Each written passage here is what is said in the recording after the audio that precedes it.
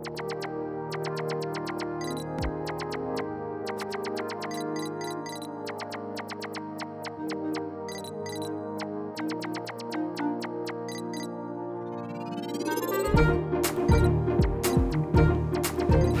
everyone, and welcome to our September Lords of Limited Showdown video that we are recording on October 14th because we are the worst and I'm insanely busy with my new job.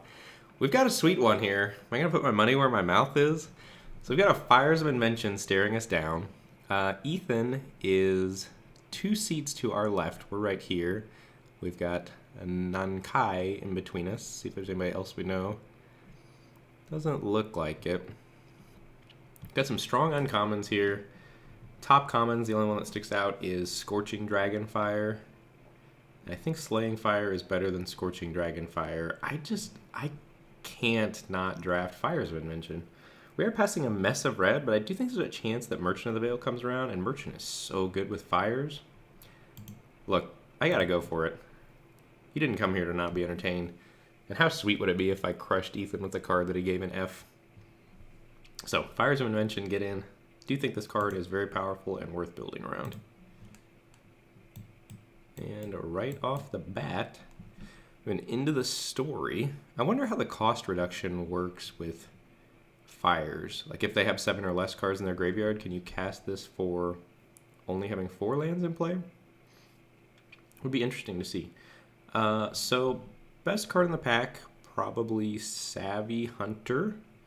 Top commons that stand out, Searing Barrage, and that's about it. I'm tempted to take Into the Story, but that feels a little aggressive. Although the card draw is so good with fires. I think I'm going to take... It's definitely between Searing Barrage and Into the Story for me. If I knew that I could cast this for 4 with only 4 lands in play, if my opponent had 7 or more cards in their graveyard, I would definitely take Into the Story. As is, I think there's also a red-black version of this deck, so I'm going to take Searing Barrage and just kind of chill a little bit here and see what comes. All right, I think we follow that up with another Searing Barrage here pretty clearly. Maybe steering towards mono red. Have been underwhelmed by Joust. We have a chance to wheel 7 Dwarves or Embereth Paladin. We also have a chance to wheel red cards out of that heavy red pack that we opened. Outmuscle stands out as another very good card here that's probably better than Searing Barrage, but not enough better that I want to take it over Searing Barrage here. Like these cards are close in power level. And I'm not a huge fan of red-green. I've done it twice. I mean, it's fine. It's a good deck if it's open. I think I had a suboptimal version of the deck as well when I did it, so still on the lookout for drafting it optimally.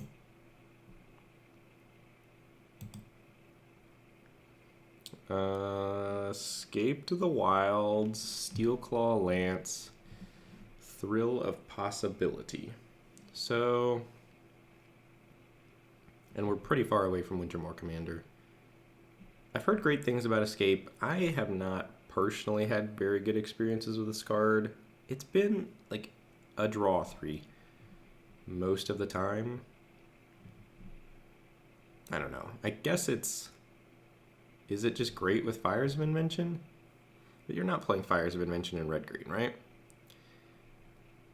Yeah.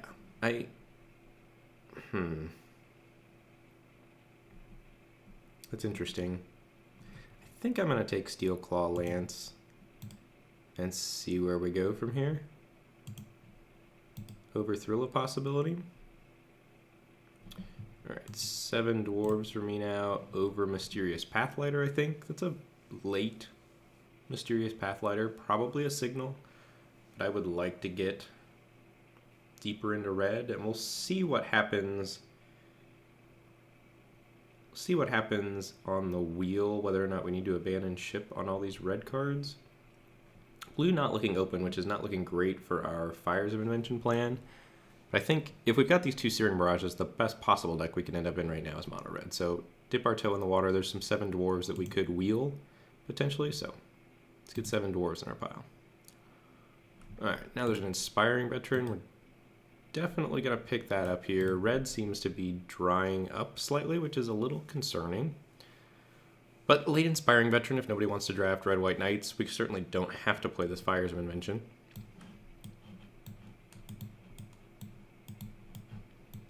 So deck looking something like this at the moment, and then we have options to go red, black, or red, white. Let's take Inspiring Veteran here. Curious Pair stands out. Tempting Witch stands out. The rest of the pack kind of medium. It's a late Golden Egg. It's also a Red Cap Raiders. I'm probably just supposed to take Red Cap Raiders, right? I do love Golden Egg, and I do have it as one of my best commons in the set, but it goes down in value once you know what you're doing a lot more, and if you don't need it. So this could still be valuable if we end up heavy red, but like, Inspiring Veteran, you want a mana base that supports casting it on turn 2, which is pretty awkward because then you want sort of an even split of mana. Steel Claw Lance a little less so, but Golden Egg definitely underperforms in aggro. All right, Rimrock Knight late. That's a great sign for us.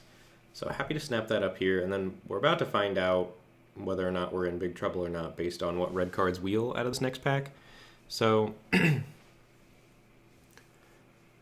passing not a ton here. Silverflame Squire is like an encouraging thing to see as well, but very happy to see Rimrock Knight this late. All right, Embereth Paladin and Merchant of the Veil wheeled. That's very good news for us. I think Fire's Dream is probably dead, is my guess. And I think we take Embereth Paladin here and look to go mono red. Show Ethan what's up with Embereth Paladin. Brimstone Trebuchet, get in my deck. All right, so I think we're on track for a nice mono red deck here. Would certainly be a lot better if we had Slaying Fire than Fires of Invention. But what are you gonna do? All right, Wheeling 7 Dwarves is great for us. That means we might be the only 7 Dwarves drafter. So that is good news as well. Thrill of Possibility, sure. Or do I just want Youthful Knight? I probably should just take Youthful Knight in case we go red-white and abandon the mono-red dream. Because I think we're unlikely to miss Thrill. Similarly, Silver Flame Ritual. We could do some fling nonsense with Righteousness if we felt like we need a demise. It's hard for me to imagine a world where I want Silver Flame Ritual in my deck. Bunch of nothing.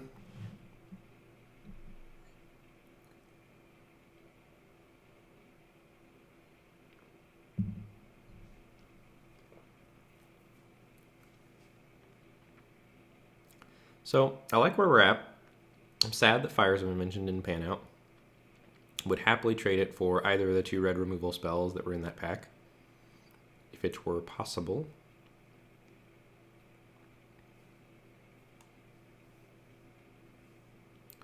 And I think from here, I need to pick up cheap interaction, more 7 Dwarves, and more Rimrock Knights. Some Weaselback Red Caps. We just want to push the curve low, and we need more Brimstone Trebuchets and things that give us reach. And we should also be open to the idea of splashing black, certainly for Steel Claw Lance, or going red-white for Inspiring Veteran.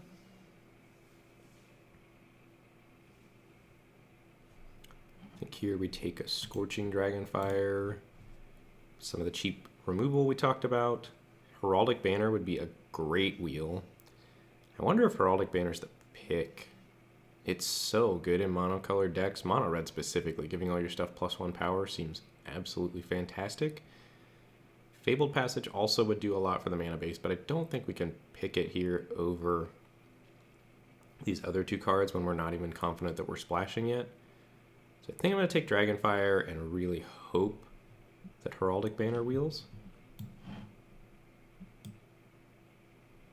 Red Cap Melee, Mad Ratter. I think I just got to take Red Cap Melee. Stinks to pass a card as powerful as Mad Ratter, but we have no card draw yet. And I think we're unlikely to pick up a lot of card draw. And Red Cap Melee is premium removal. So let's get Red Cap Melee in the deck here. Somebody to our right. No, somebody to our left took the rare. We're passing right now. Reeve Soul and a Bacon to a Pie going around. Somebody to our right is going to be happy about that. Uh-oh. Okay, so maybe we'll go red-white. We take an Archon here, and we see, so maybe passing that Slaying Fire and the Scorching Dragon Fire is going to come back to bite us here.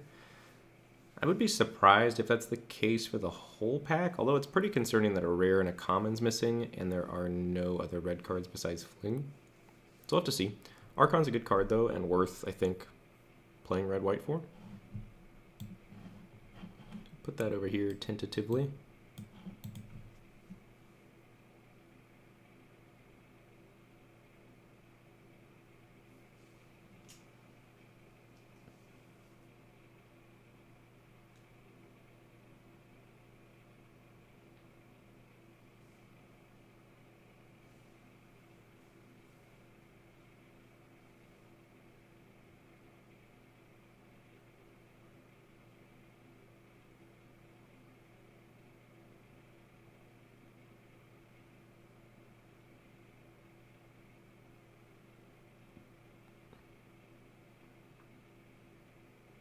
Alright, Weaselback Redcap is exactly the type of card we're looking for.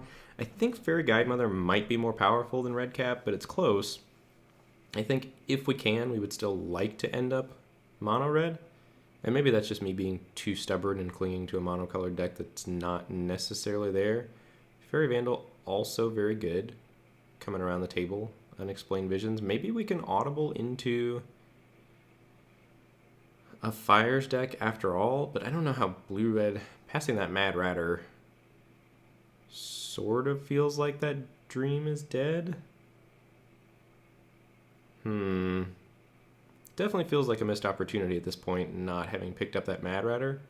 But we took a premium removal spell over it. Maybe I just wasn't brave enough with Fires, as we mentioned. Regardless, I think I'm going to stick to the plan right now and take Redcap. And we'll see if we continue to see blue flowing.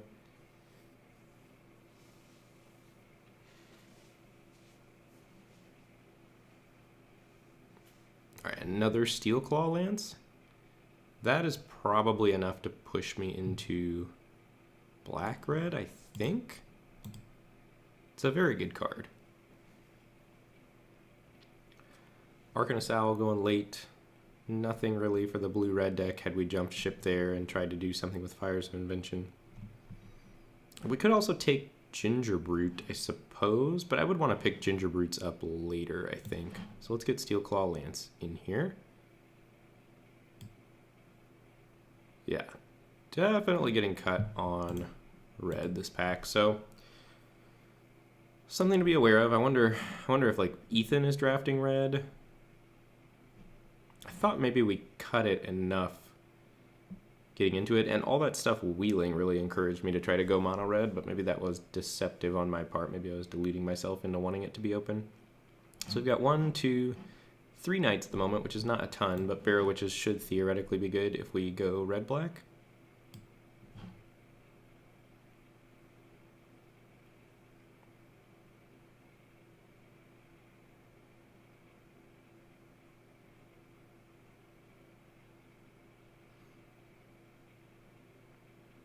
Alright, another red cap is a great place to be.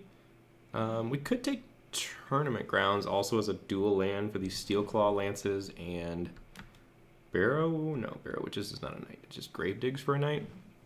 We're missing this Hengewalker being in the pack with the red cap, that's not ideal for us. Tournament Grounds, all the stuff we want in one pack here. And we're not going to wheel a lot out of this pack, which is a pretty big bummer. I think I'm going to stick with the red cap here. I think it's better than Hengewalker. The dual land is tempting. I'm going to take the dual land, actually. Alright, Jousting Dummy is a nice pickup over Bloodhaze Wolverine. So the fact that this can cast Steel Claw Lance is a pretty big deal to me. And yes, it can't cast 7 dwarves, but it's sort of like a red-black land. I think it's better than a swamp in our deck, because it's going to help us cast Red Cap, Rimrock Knight, and hopefully we're going to pick up more knights in pack 3. Alright, so there's a Youthful Knight, a Thrill of Possibility, and a Crystal Slipper. I think we're going to take Thrill here and hope to not play it. Prize Griffin, sure. So we still could go red-white as well. Need to keep that in mind. I don't feel like I've drafted the seat very well. Feels like I took a cute first pick and it really punished me because red was cut this pack. Take a fling now in case we want to do the fling righteousness thing. Not missing anything there. No 7 dwarves coming around that pack also feels pretty bad. Fairy Guide Mother coming around, huh? Alright, maybe a nod to push us back towards red-white, and then I'm going to be real sad I've got this tournament grounds. Take a Beloved Princess. Hopefully we get something that pushes us harder in a direction this pack.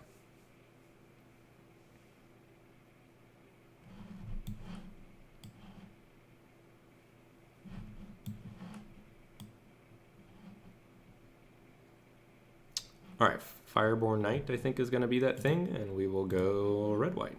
So Inspiring Veteran get in, Guide Mother get in, Archon get in, maybe Prize Griffin will get in, Youthful Knight is going to get in. So Red Cap Raiders I think we're hoping is probably not going to make the cut. Would really love to wheel this Raging Red Cap out of this pack. That would be a great wheel for us. Embereth Paladin may or may not make the deck, depending. We'll have to see. Got a little Righteousness Fling package going on over there. And 2 Steel Claw Lances that are going to stay chilling in the sideboard. Okay, so Fireborn Knight, get in.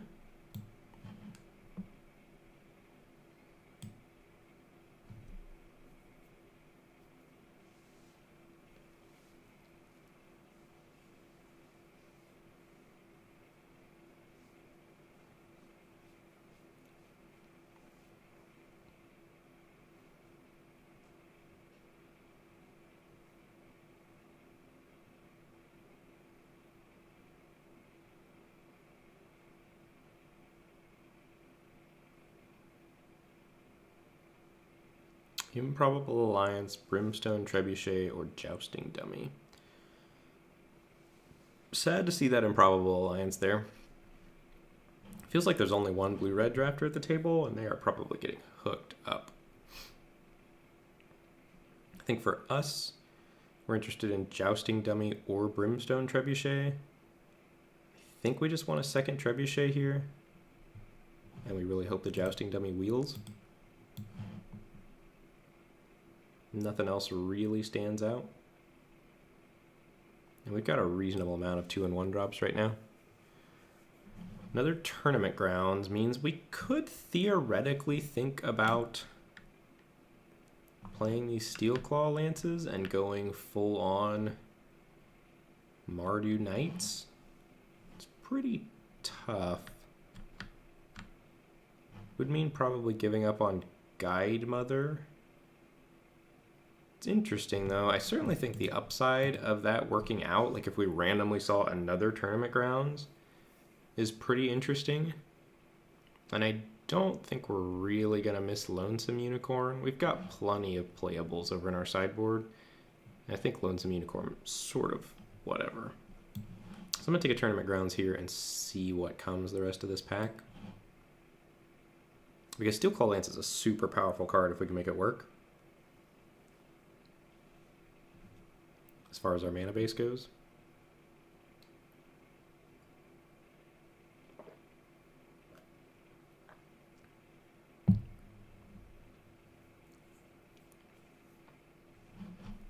Not sure why there's this much lag. I'm a little worried I just disconnected from the internet.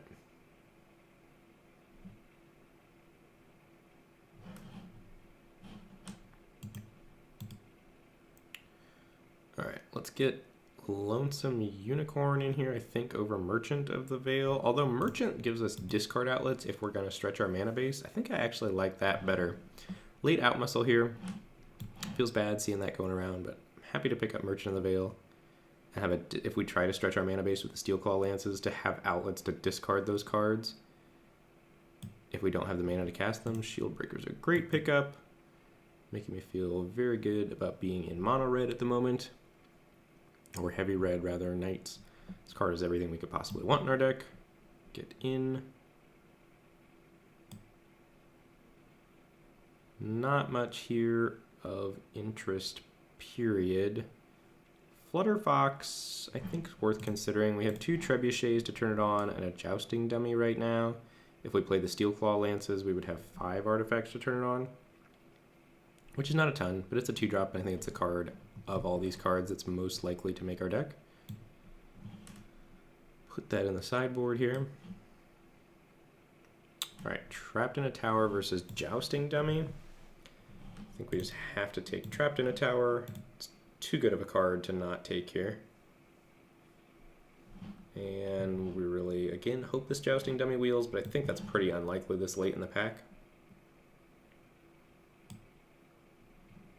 Late Scorching Dragonfire. So we did, I guess, feeling pretty bad about this draft in pack 2, but I do think we read it correctly from the right. Maybe we just made a mistake by taking Fires of Invention over something like Slaying Fire. Pack 1, pick 1. So let's take Scorching Dragonfire here. Raging Redcap did wheel. That's great for us. We only have the 1 Rimrock Knight, but still a card we're happy to play. It's a knight, it's on plan. Maybe if we run these Steelclaw Lances. Embereth Paladin. So we're kind of getting here at the last second. I'll have to see. Lonesome Unicorn, sure. It's going to be an interesting build. I think Weapons Rack over Silver Flame Ritual, but I'm probably not playing the Weapons Rack as my guess. Sure. Huh. So, the tournament grounds don't do much for me. Cast a knight or equipment spell. They don't fix my white much.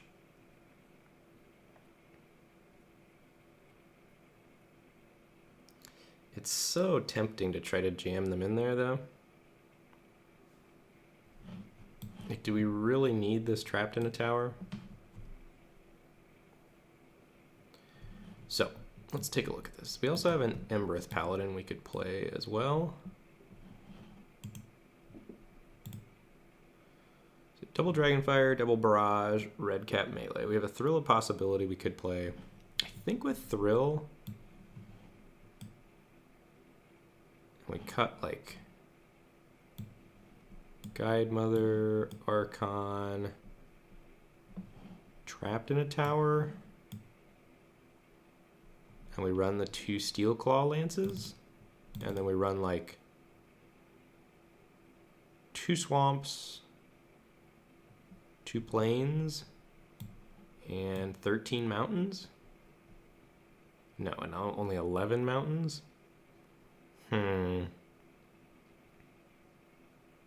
But the tournament grounds are sort of pseudo mountains for our heavy casting cost things. How about running it like this? And then we also have discard outlets for the lands that don't do much for us.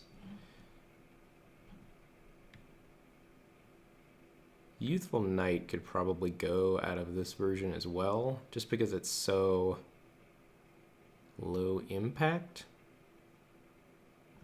And then if we cut that, I don't know, maybe we're just better off only playing the Steelclaw Lances? Then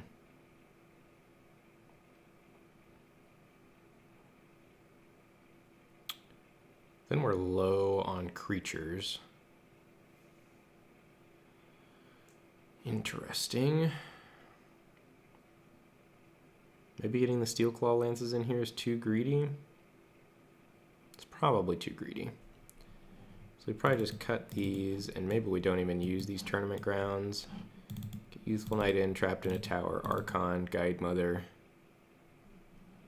We have a Prize Griffin we could play. We have a Lonesome Unicorn we could play. Flutterfox I'm not super excited about. I don't think we want Righteousness Fling in the deck. Let's group our creatures separately. Youthful Knight I'm not in love with. Guide Mother's still good late, so I think we include that. Although I could see cutting that as well. Like if we cut Guide Mother, Lonesome Unicorn, and run it like this. With a much heavier red slant.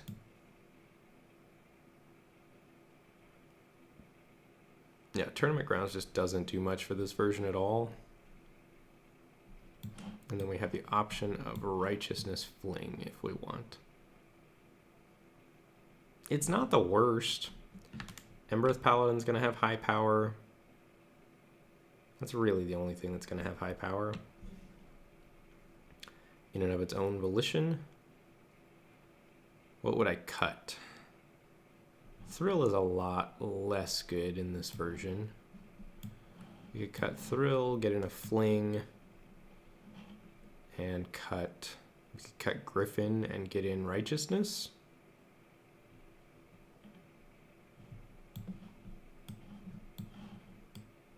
Try to mize some wins. Fling does give us a sense of reach. Our stuff's so low power. It's cute with Weaselback red cap as well. I really wish I had that other red cap that I took Tournament Grounds over. I think our deck would be considerably better if that were the case. I think maybe I'm trying too hard to skew my mana. Like, what if we're just 10... What if we're just 10-7? And we play Youthful Knight and Fairy Guide Mother? How does that look? It doesn't look that much better to me. Trapped in a Tower definitely needs to get in here. Accidentally clicked that instead of Fling.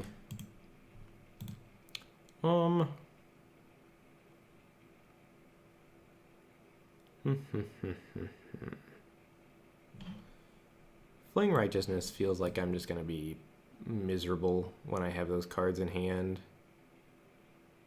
I think I'm going to go Griffin, Unicorn, give ourselves a little bit of late game staying power rather than trying to get lucky with Fling Righteousness.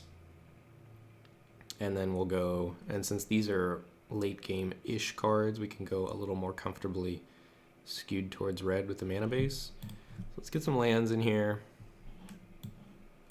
11, 6, 1, 2, 3, 4. I have 5 cards. That seems right to me. I think. Almost want to go 12-5 because the white... No, because we want to have a chance of playing Veteran early. Alright, I'm into it. Combine groups, sort by converted mana cost. Save that deck, and we will see you on the other side. Hey guys, it's now time for my portion of the draft. This is Ethan, Lord Tupperware, and boy, howdy is this a pack of Magic cards. I need to check where Ben is. Wait, I'm here. Is that him? No. I don't know his avatar. There he is. So he's 2 to our right. Okay. So this pack is really strong. Bake into a Pie, best common, Golden Egg, very flexible, but I'm not taking it over Bake first. But I don't think I'm taking Bake over Trail, Vandal, or Fae of Wishes. So the question is so I first have to decide what's better between the 2 blue cards, and I think I like Fae of Wishes a little better, but maybe that's just me being cute. And then between those, I kind of like Trail of Crumbs best, though the nice thing about taking Fae of Wishes is it's likely we could wheel a blue card, like even just Queen of Ice. I think that's nice. I'm going to take Trail, but I have no idea what's right here. Getting a Keeper next. Oh my god, all these green cards. Fierce Witchstalker, Outmuscle, Curious Pair, Twin Veil Treefolk. I'm going to take Keeper. I would rank them Keeper, Outmuscle, then Witchstalker. The Witchstalker could get a slight bump over Outmuscle with a card like Trail of Crumbs. Had I taken a blue card, I would be sad as there is no blue card. Had I taken bake into a pie, I would be sad as there's no black card. This pack is weird. And someone took a rare, so it's not really very indicative of, we can't really deduce anything about what they took. So we'll just take Keeper of Fables and, send a very strong green signal to our left and then hope that maybe Curious Pair wheels. Like these 2 cards are gone and then we get Curious Pair back. We'll see. Okay. And now we're seeing a very strong red signal here. So this was Ben's opening pack. A rare and an uncommon gone. Must be nice that he got to take a rare. Not taking a green card here, so definitely going to branch out into something powerful. I think Resolute Rider is the best card in this pack in a vacuum, but taking this basically says I'm not playing Trail or Keeper. And then it's awkward because these 2 removal spells are both very good. I do think Slaying Fire gets slightly better as 1, you have the potential of the Adamant cost late game, even if you're not base red.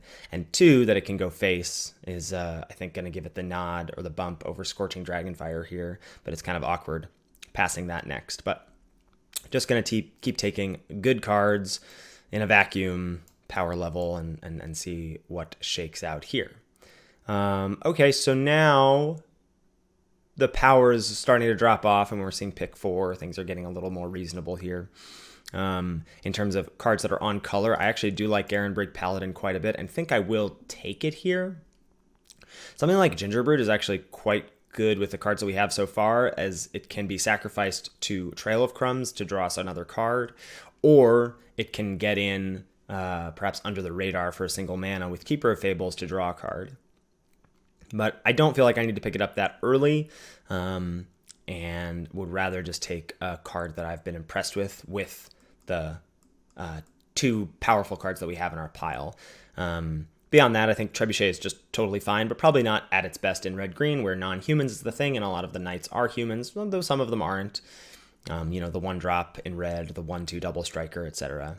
Garenbrig Paladin, for example. But we'll take that here. And again, not seeing very exciting picks for us. There's a Rosethorn Halberd is the only green card in the pack, not something I'm interested in taking this early, though I do think the mono green aggro deck is a thing. It's interesting to note if we had taken Bake or a blue card, those colors have not seemed open at all to me just yet. So I'm sort of happy about that. That's a little results-oriented thinking there, but I'm okay with that.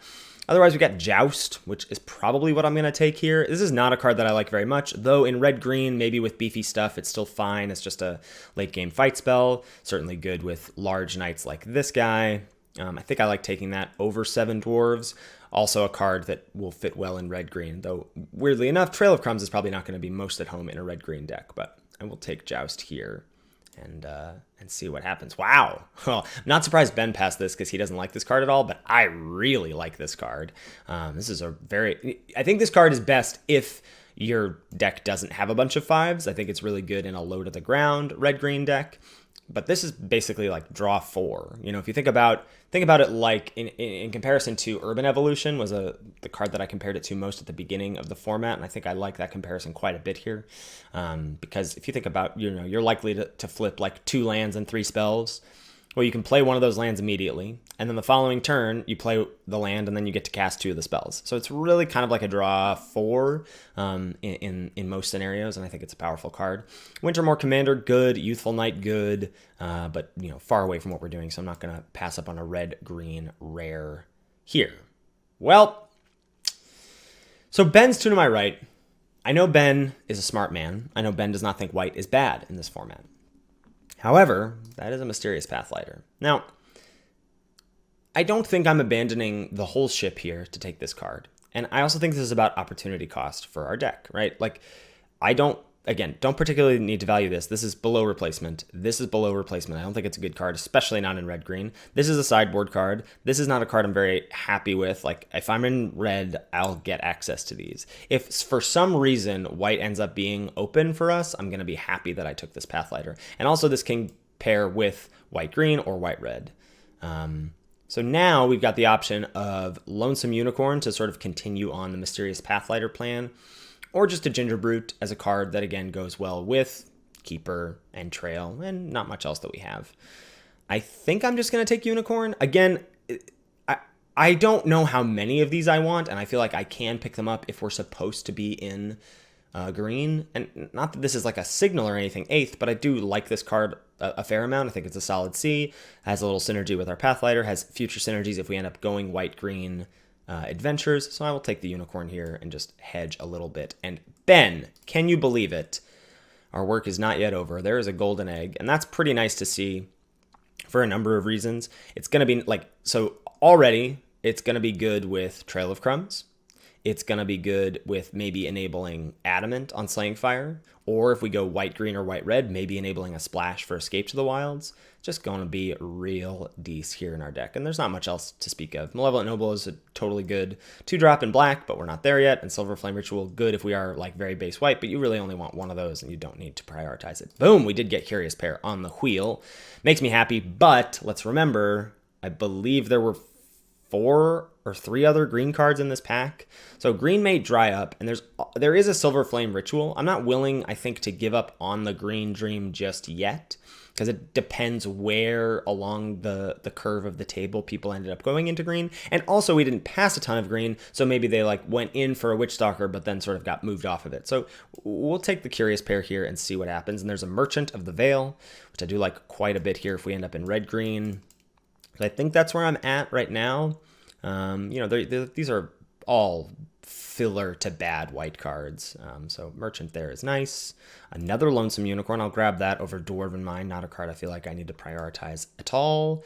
And then another Knight in case we end up in white, and a Beloved Princess. So we've got options in our Naya colors, but I think would be hard-pressed to move into blue or black even for like a bomb rare. I think I'll stay here, and I think I'd like to lean red-green if possible, and Wildborn Preserver is just perfection right here.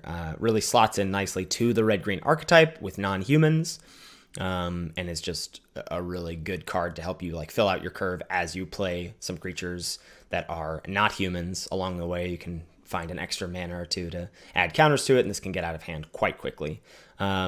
Beyond that, I would hope to wheel Rosethorn Acolyte, though I don't expect to, as it's really the only other like main deckable green card of the bunch. Green and red not really very well represented in this pack with Fell and Fling and Acolyte.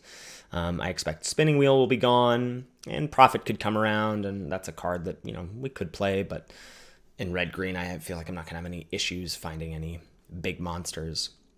So I guess probably my hope is Fell the Pheasant comes around as a sideboard card for us, as I would feel fairly confident that we're in green at the moment. Like Trail's very good, Keeper's very good, Preserver's very good, and then we'll figure out if green-white is what we're supposed to do or green-red. All right, so pretty big knock in power level here. I do love me a Witchclaw Talisman, but as I said, blue and black probably off the menu for the moment. And it may be that this pack is going to be very dry for us, considering the amount of green that we did ship, if people are holding on to the Witch Stalker or the Outmuscle that they ended up taking. For us, I think it's just Curious Pair. It's a human, so it doesn't synergize well with some of the stuff that red-green is doing, but it really does synergize well with Trail of Crumbs to create card advantage engine for us. That's something that this deck has actually quite a bit of already. We have Trail, Merchant, not card advantage, but card selection, Keeper of Fables, and Escape to the Wilds, all really powerful ways to draw cards in a color pair that doesn't often get to do that. Otherwise, we could take red cap. I think it does look like we're leaning more base green than white. There's also the consideration of us going green-white with, we've got Pathlighter, we've got a couple unicorns. Like if we saw an Edgewall Innkeeper, I might jump ship for something like that, or at least hedge a little bit for something like that, or something else that cared about adventures, as we do have, a good number of those cards at the moment. For this pack, again, as I've been talking about, I do feel like a Gingerbrute would be totally serviceable in this deck. This looking at the uncommon, Steel Claw Lance, very good. Not good with what we've got going on. Obviously not in our colors. Arcanist Owl, very, very powerful. Very far away from that. Rimrock Knight is a card that has impressed me quite a bit. It's a non-human, little combat trick, little 2-for-1 potential action. And I do think I'd like to stay red-green for the moment. We haven't seen any of the cards that are really going to pull me into white, like Ardenvale Tactician, even maybe a Flutter Fox with the Golden Egg and the Trail, no Trapped in the Towers, all that stuff. So I'm going to stick with red-green for the moment and take Rimrock Knight. And here, again, powerful cards, just not for us. Covetous Urge being chief among them. Beyond that, I'll say the same things about Halberd and Fling and Garenbrig Squire, cards I do not like very much at all. I think I will just take 7 Dwarves. So currently, we've got 2 things, Keeper of Fables and Wildborn Preserver, that care about creatures that aren't human.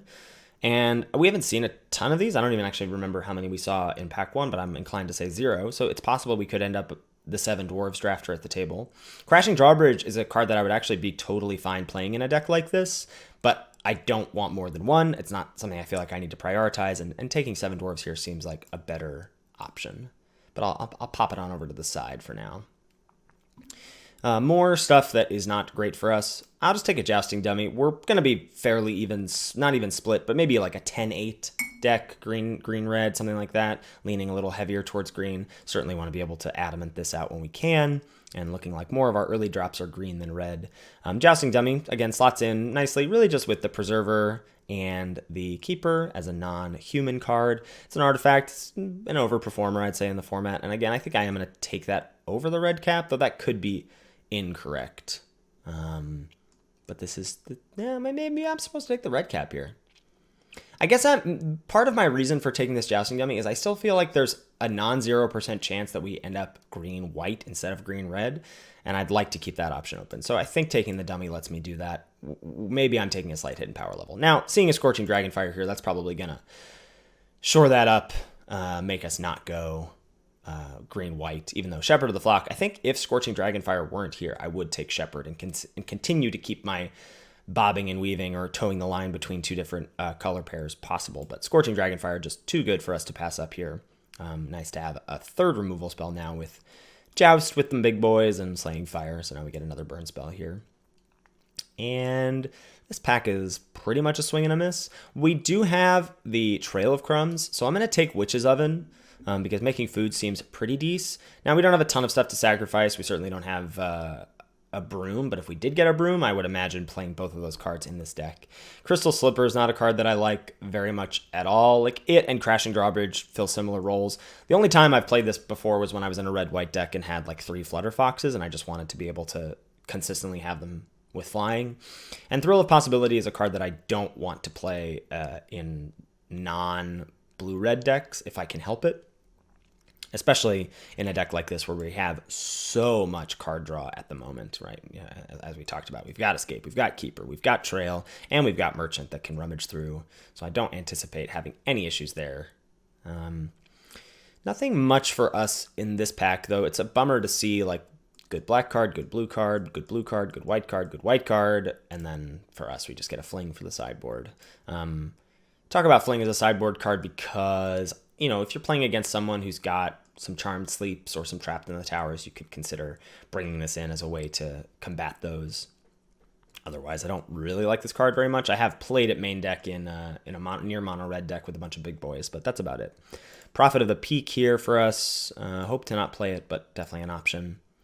And wow, Fairy Guide Mother Wheeling.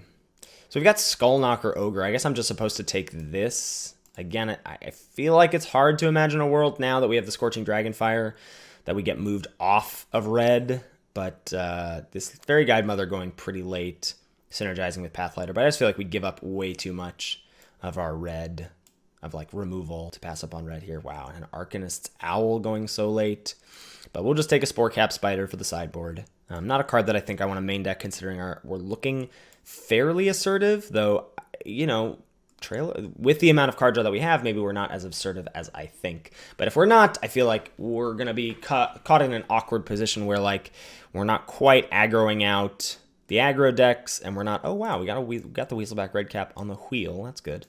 We're not quite aggroing out the aggro decks, and then we're not quite going big enough or late enough for some of the more control decks. Not saying that mid-range is bad in this format by any stretch, but just thinking about how that's going to match up. Oof. Well, second Trail of Crumbs is pretty busted, I think, and that may just make me play Witch's Oven, period. These cards go great in multiples, and now I will actively look for 1 copy of Gingerbread here. So there is Trapped in the tower. I think even if we were leaning green-white, Trail of Crumbs would be the pick here. Makes our Curious Pairs really good that they make food. Makes the other Trail of Crumbs a little better. Golden Egg good. Witch's Oven I think is going to be good here now. Really looking out for a Scarecrow to be able to combo with this if possible. But not Scarecrow, a Witch's Broom to be able to combo with this if possible. But another Trail of Crumbs just looks great here to me. Ding, ding, ding, ding, ding. Oh, I hope Ben's doing some blue-black nonsense. Though we didn't really... Oh, wait, he's passing to us, right? Oh, okay. So I doubt these kind of cards are going to make their way to him. So another Scorching Dragonfire is, certainly reasonable to think about here. But I think Sorcerer's Broom really is going to tie this deck together. It allows us to, make use of all the food that we're doing, and also allows us to play Witch's Oven, which in turn pairs well with the Trail of Crumbs that we have. So I think I'm going to take this Sorcerer's Broom here and be pretty happy about it. Wow, Innkeeper, huh? I think I could play this in this deck. What else are my options? Not really much. I mean, I could play Ferocity of the Wilds, but we've got quite a few humans. I think Innkeeper is maybe just going to be good enough. So I've got currently 4 Rimrock Knight, 2 Curious Pairs, and Merchant, and could potentially get more. This is the most value from a green-red deck I've ever seen. So yeah, I'm happy with an Innkeeper here. See what else we get. Maybe currently looking to not play Red Cap. I would say maybe currently not looking to play Joust, so that's really my only way to deal with big things with, Keeper or Paladin. Or potentially Ogre, that doesn't really deal with any big things with Ogre. Could not play Escape, as we have a lot of just built-in value already with Trail. Don't want to play too many do-nothing cards in our deck. Improbable Alliance. So I'm not missing out on anything, right? There's a Paladin and a Garenberg Squire. I think I like taking Alliance here and thinking about splashing blue. We've got a lot of ways to draw 2 cards a turn. Now, Trail doesn't do it, but Innkeeper does, Golden Egg does, Merchant does, Keeper does. If we can find one other egg, I think it's very reasonable to splash Improbable Alliance. And the great thing is we're really not missing out on anything. We're missing out on a Jousting Dummy. That's it. I don't like this card. I don't like this card. So I'm going to take this and maybe try and keep a Dream alive if we can see an egg or even a Scarecrow, honestly. I might just play that too and go 1 island. Because the thing about Trail of Crumbs is it lets you churn through your deck pretty hard. So you're, even just 1 island, if we have 1 island, 1 egg, the 2 Trail of Crumbs really makes it you got 2.5 sources, and that's basically enough, I would say. So I think I'm just playing this. I don't know. Maybe that's crazy. But I'm kind of feeling a little saucy right now. All right. Green-red. Another adventure is really nice here for the Innkeeper. Also just another big booty. It does feel like I don't want Red Cap here. I mean, this is not a bad card by any stretch, but I think we're going to be leaning green and are going to have, I think we're more late game than we're trying to aggro people with a 1-drop. I would like to end up with a copy of Fell the Pheasant in this deck, but I'm not going to take it over something like the Tree Folk. Really nothing to speak of here. There's an Insatiable Appetite, which I anticipate not playing, but it's the only card in our colors outside of Inquisitive Puppet. Inquisitive Puppet is not going to do the thing for us. I don't know why it exiles. Why can't you just sack it, Or why isn't this a food for Trail of Crumbs, Anything like that would be nice. But take Insatiable Appetite here. The fact that we are leaning a little bit more controlling may mean that Sporecap Spider just gets on in. Might just get in. And then we'll see how we win. Maybe with the Improbable Alliance. I'm kind of into this splash right now. I'm definitely playing 18 lands in this deck with the amount of card draw and filtering that we have and places to put mana, yada yada. And especially if I'm trying to splash this Alliance, which I think I am. Don't like any of these cards. Red card is poop. Bloodhaze Wolverine, I guess, if we think we need 2 drops in some matchup. But I'm not excited about this at all. Yeah, more not good cards, I would say. Ferocity of the Wild's not great, though it does pair well with the Alliance, but we've got quite a few humans, right? 1, 2, 3.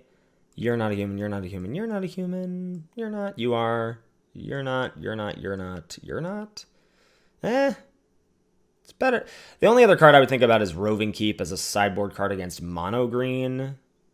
But I think we just have too many do-nothings. I'm not going to take that. I'll take Roving Keep. Another keep, another Jousting dummy. Any upgrades that I'd like to make with the dummy? I don't think so. It's a Drown in the Lock, another Fling. Yeah, I do really like this against mono green. Also against like Improbable Alliance decks, this can also become like a pretty good threat because they can't chump it. So I think I like that better than another dummy. Nothing here. Okay, we did end up with a Ferocity anyway. Question is, I think there's a question about including Prophet of the Peak as well, as it's another good... We don't have many good jousting targets. Don't have a lot of cards that joust very well, so I'm curious about trying to get this in over something, but I don't know what that something would be. Maybe this alliance is just too cute, but I'm kind of into the cuteness here. I like keeping Rimrock Knight because it's an adventure, even though it's not... maybe I do cut Rimrock Knight. I could see that. Just it doesn't really fit our deck's game plan if we're trying to just go for like super value.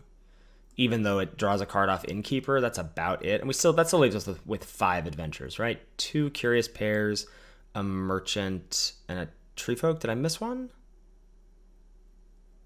No, maybe that's it. That's just it. Maybe it's just those 4.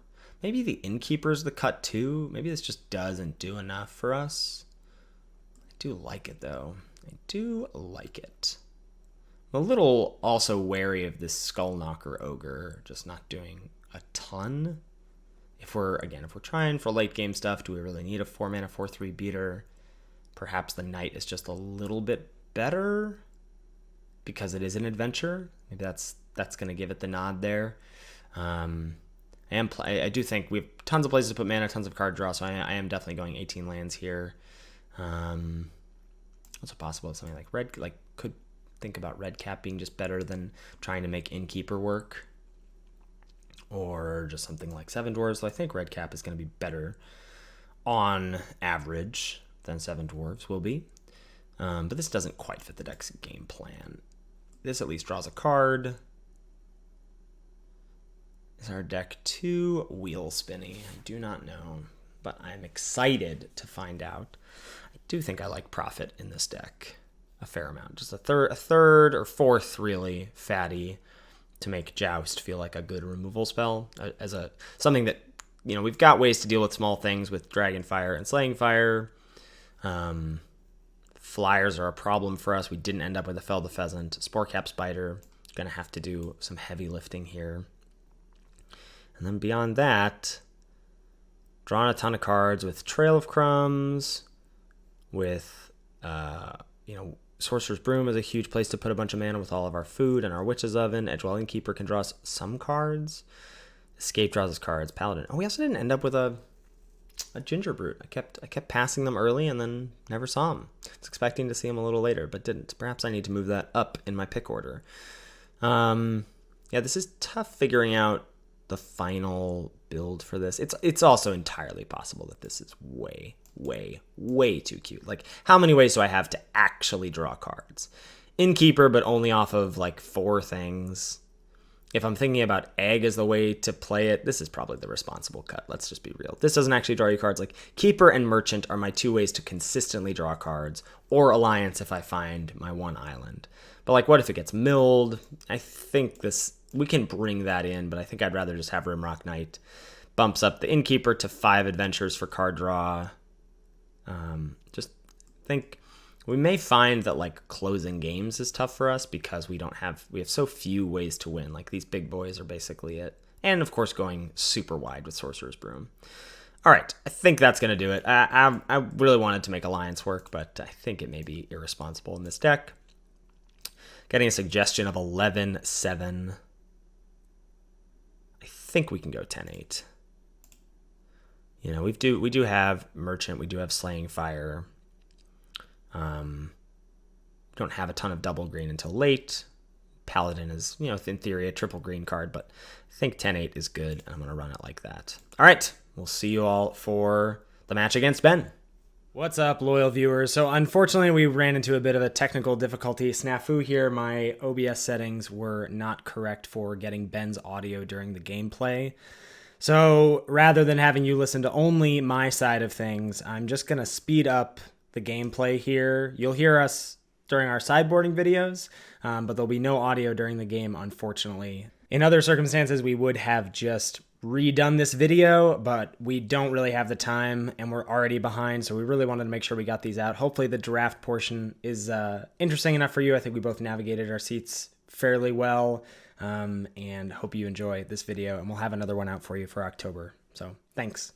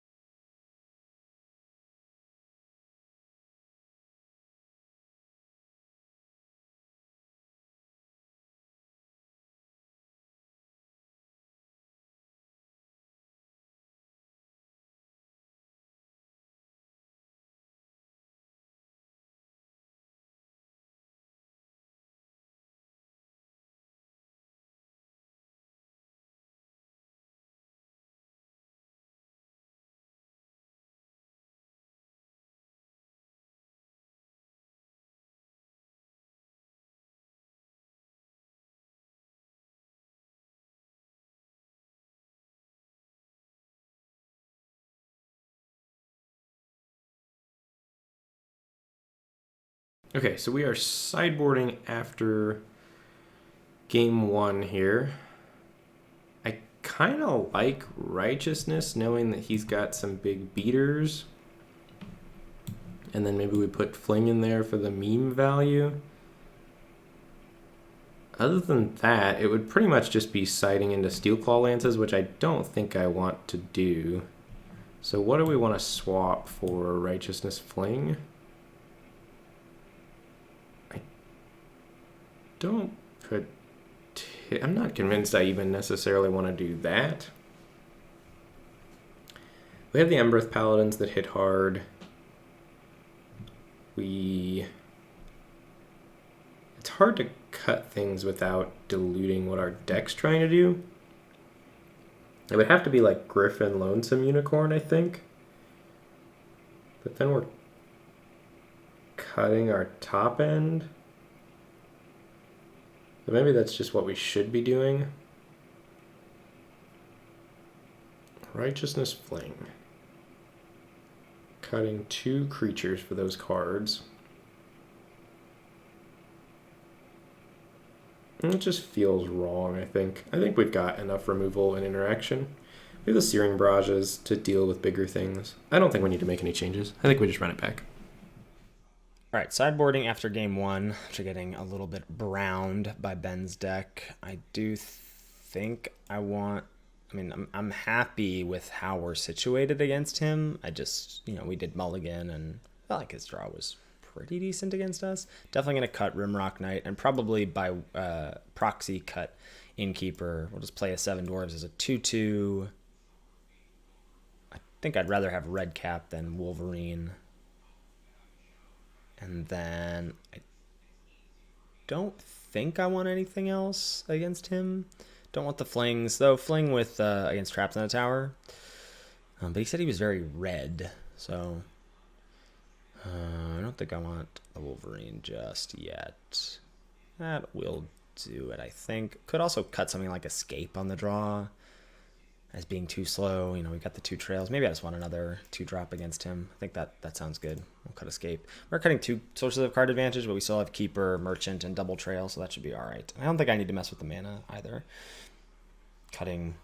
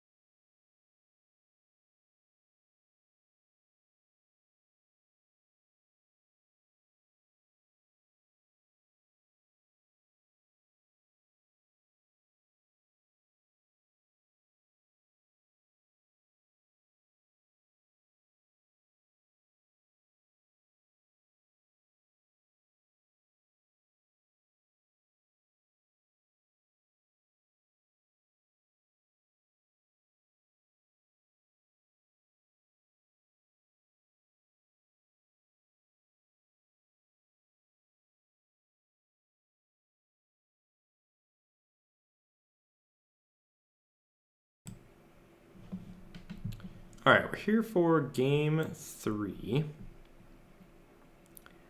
I think we need to do the old deck switcheroo here and play these 2 Steel Claw Lances and play Trapped in a Tower and Inspiring Veteran. I don't know how terrible that's going to make our mana, but we're going to check it out because I think we need to get lucky.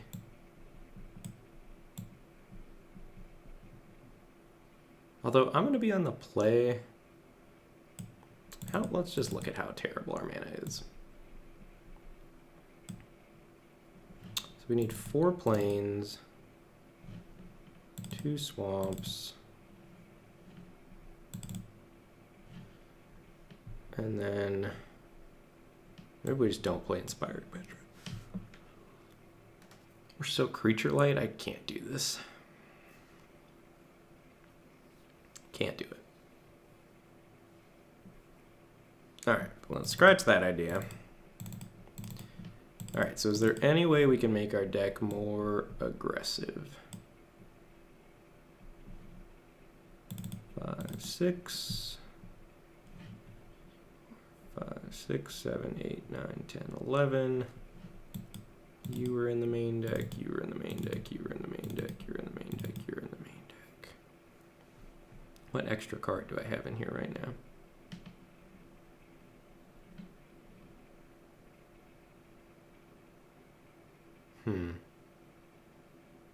Oh, Youthful Knight was not in the main deck.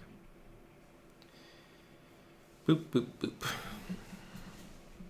Could play Youthful Knight.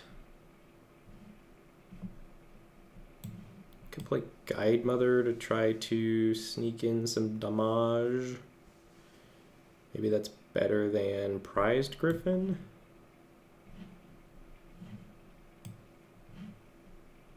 It's better than Lonesome Unicorn. I don't care about Lonesome Unicorn. And honestly, I do kind of want to Mize with Righteousness Fling. So let's do that. Let's get that out, and let's get Griffin out, and let's get Fling in. It feels like we're going to need to be able to do a large chunk of damage in one burst. And neither of those cards we cut are going to affect our curving out and pressuring of Ethan. So I think I want to make that swap. Oh god, submit. All right, so any changes that we want to make being on the draw. I mean, I realized that in the last sideboarding video I'd sort of talked like I was going to be on the draw, but I wasn't. Still with just the 1 trapped, I don't think I want to play the Fling, but it's possible that I do. It's very possible. Otherwise, I don't think I want to make any changes. I think we're just going to keep it as is.